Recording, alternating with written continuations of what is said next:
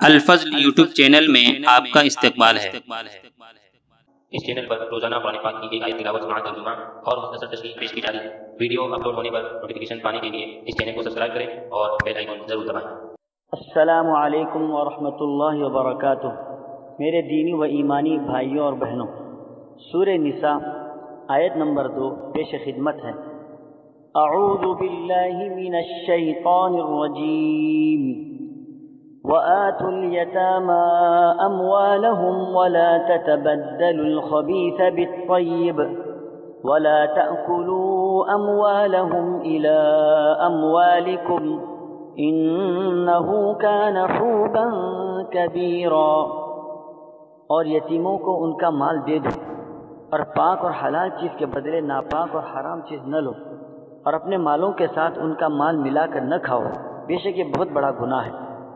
حضرات، یتیم کہتے ہیں اس بچے کو جس کے والد کا انتقال ہو گیا ہو اور ابھی وہ بلوغت کی عمر کو نہ پہنچا ہو، یعنی بلوغت کے بعد یتیمی باقی نہیں رہتی۔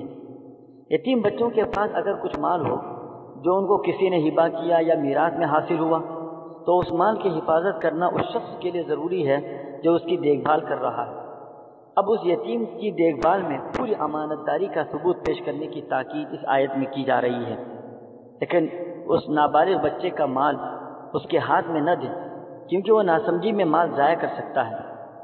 بلوغت اور اچھے برے کی تمیز اس کے اندر پیدا ہونے کے بعد اس کا مال اس کے حوالے کیا جا سکتا ہے۔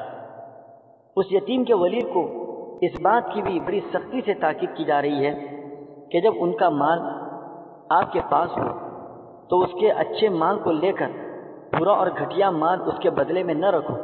اس طرح کی حرکت سے روکا گیا ہے۔ اس آیت کے تیسرے جملے میں ارشاد فرمایا گیا کہ یتیم کے مال کو اپنے مال میں ملا کر نہ کھاؤ۔ مال کو ملانے سے اور اس کو استعمال کرنے سے جدا جدا حساب رکھنا مشکل ہو جاتا ہے، اس لیے پورے طور پر اس بات کا لحاظ رکھو کہ ان کے مال میں ذرا برابر کی خیانت نہ ہونے پائے۔ آیت کے آخری جملے میں ارشاد فرمایا گیا انہ کان حوبا کبیرا، یعنی یتیموں کے مال میں بے جا تصرف کرنا اور ان کے مال سے ناجائز فائدہ اٹھانا اور کسی طرح کی خیانت کے راستے کو اختیار کرنا یہ بہت بڑا گناہ ہے۔ لفظ حوب ابن عباس رضی اللہ تعالی عنہما کے قول کے مطابق حبشی زبان کا لفظ ہے، اس کے معنی بڑا گناہ۔ عربی میں بھی یہ لفظ اسی معنی کے لیے بولا جاتا ہے۔ بہرحال یتیم کے مال میں زیادتی کرنا اور اس میں کسی طرح کی خیانت کرنا اور ناجائز طریقے سے خرچ کرنا یہ حرام ہے اور بڑا گناہ ہے۔ اللہ تعالی ہم سبوں کی حفاظت فرمائے اور اکل حلال ہم سب کو نصیب فرمائے، آمین۔